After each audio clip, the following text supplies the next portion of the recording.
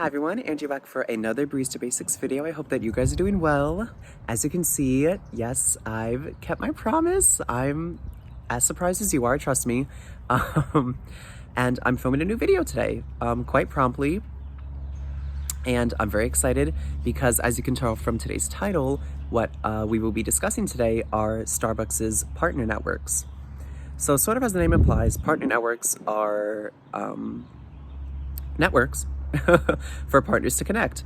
And basically these networks have different sort of foci. Basically they each revolve around a certain topic, which obviously I will be more specific about once I get into the details. But yeah, essentially these networks, partners can elect to join. You're not forced or made to join any of these networks. They're totally you can join of your own volition. There's no sort of pressure to join them or not join them. And essentially, like I said, they're really just meant for partners to connect, maybe share resources about a certain topic, learn more about a certain topic, or just connect with people that they have something in common with, whether it be, well, I don't want to spoil anything, but yeah, it's meant for partners to connect and inform them and sort of uplift and inspire them. So, without further ado, I can get into the list. I do have a list written down. I have it's a little return of the cheat sheet almost, because I knew that there were certain networks that I wasn't aware of or that I knew existed, but I couldn't quite remember the details of them. So I consulted Starbucks' website, and on the website they have 10 networks listed, which I found peculiar because I am a part of a network that they didn't have on the list on their website. So I don't know if it's super new or if it's something only in my region.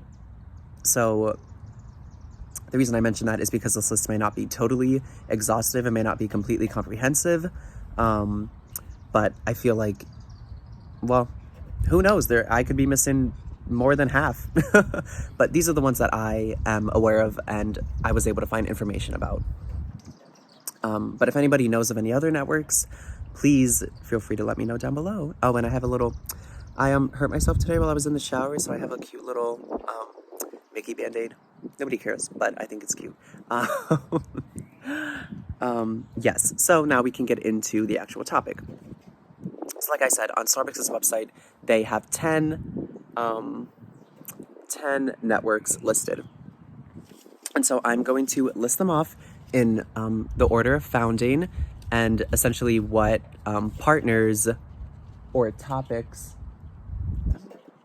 There are these birds hanging out above me and they're going crazy on I don't know if you can see them.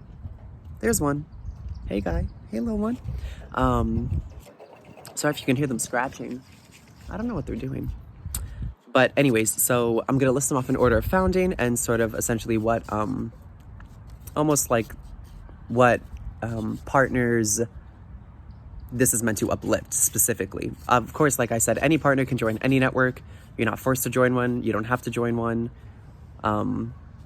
Again, you can join any network, but yeah, I'm going on a diatribe. So let's get into the topic. Sorry.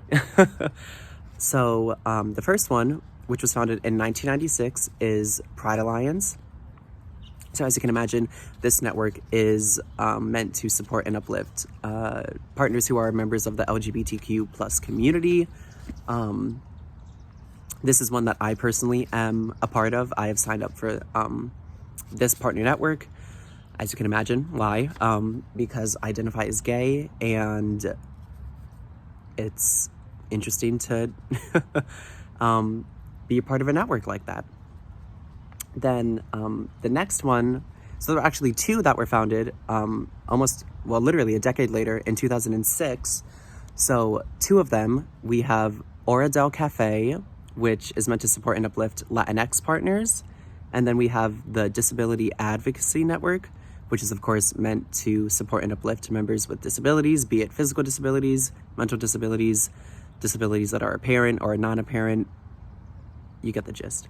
Then the next year, Starbucks founded 3 more networks. So I guess they were really just going crazy in the mid 2000s. They founded the Armed Forces Network, which a lot of these names are pretty self-explanatory as well. But as you can imagine, supports and uplifts partners who are veterans and their spouses, family members. Then there is the Pan-Asian Partner Network. Again, this is meant to support and uplift Pan-Asian partners.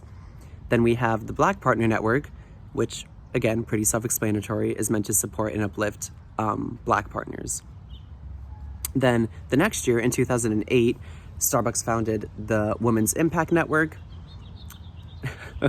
I feel like I should just list these off because they're so self-explanatory, but this one aims to support and uplift women, partners who are women who identify as women.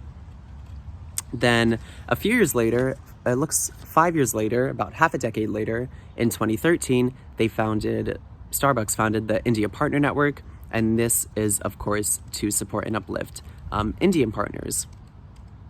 Then in 2015, this is one that I literally did not know exists at all, but it's called Next at Starbucks, and I guess this network, from what they said on the website anyways, is meant to support and uplift Starbucks' future leadership.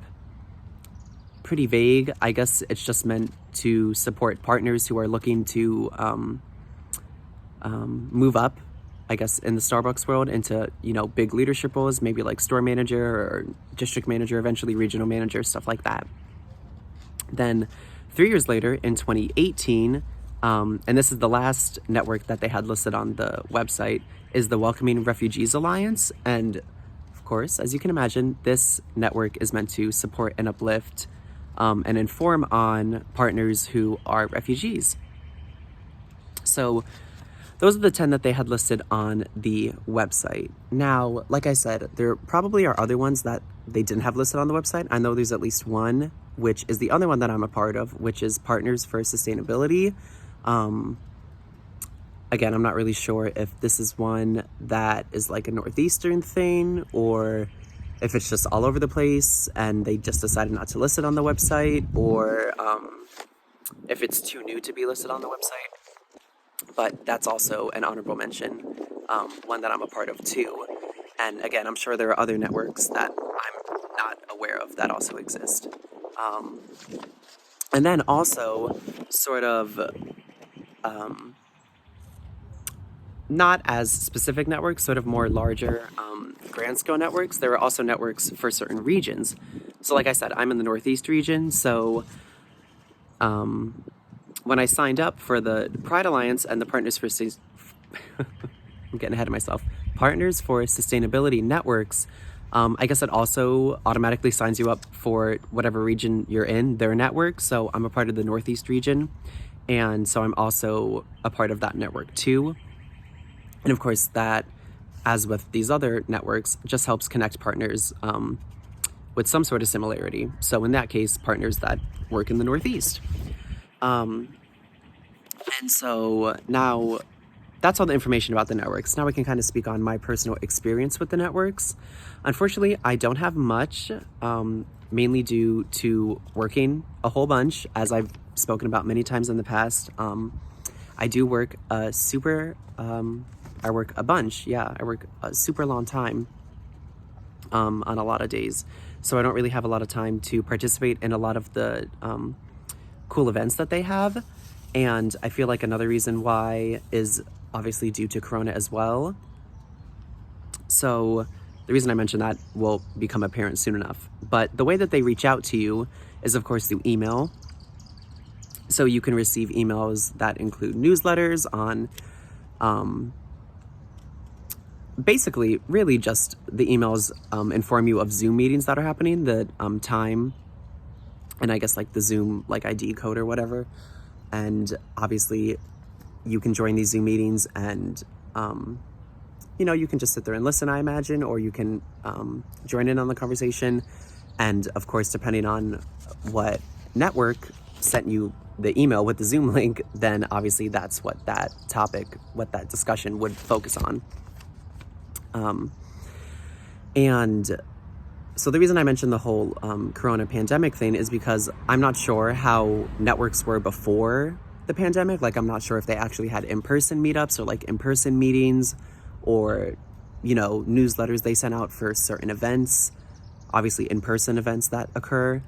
I guess maybe I'll find out in probably next year when stuff's, you know, returning to an almost normal state.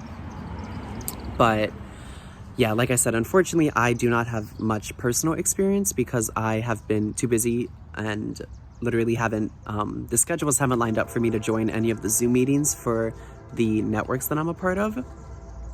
But I would like to join one at some point. I don't imagine that I would probably say much because I don't really like talking in front of people like that, especially like people that I don't know. But I guess that's the point of networks, is to get to know people, but the whole thing kind of gives me a little bit of anxiety. So I'd probably just sit there and listen. But it does sound interesting, and I would like to join in on one of those Zoom meetings at some point. Maybe I'll make a video in the future discussing my experience, like, you know, the first time I joined a meeting, and kind of discuss what I learned and my overall experience. And yeah, so I think, yeah, that's pretty much it. Yeah, so I hope that you guys learned something interesting or useful, especially if you are a partner. Again, this information is really just pertinent for Starbucks partners because they're the ones who are eligible to join. But maybe learning about these networks will make you want to be a Starbucks partner because it's a pretty cool thing. I'm obviously can't speak on other corporations or companies, but it seems like something that's pretty unique to Starbucks. At least the breadth of these networks is pretty vast and pretty diverse. So I think that that's something that's pretty special. But yeah, I hope that you guys learned something interesting or useful. I hope that you guys are staying safe, sane, healthy, entertained, and motivated, of course. If you are protesting, I hope that you are staying extra, extra, super duper safe, of course.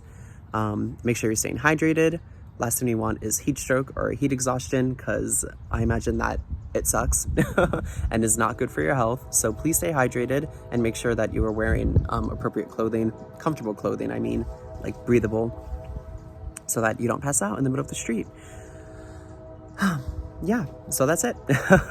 I thank you guys so much for checking the video out. Again, I hope that you learned something and that this inspires you, if you're a partner, to join one of these networks, or, you know, more than one of these networks. And I also feel like, before I conclude the video, again, that you don't necessarily have to identify as one of these, you don't have to identify or feel like you are a part of the community that one of these networks focuses on.